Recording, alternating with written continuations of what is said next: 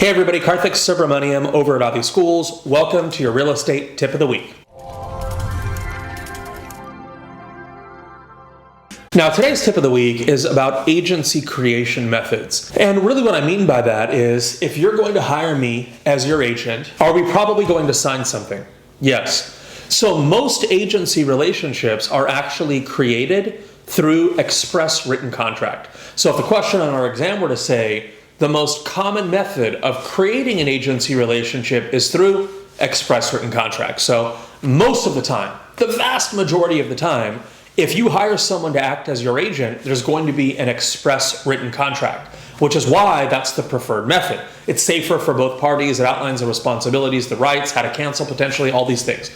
However, there are two other implied agency creation methods known as ratification and estoppel. Now, we'll cover both of those in a different tip, but today the concept that we have to know for the exam is if the concept were to be asked, the preferred method for creating an agency relationship is express written contract. That's how most agency relationships are created, not just in real estate, but in all sorts of instances where I represent you as your agent.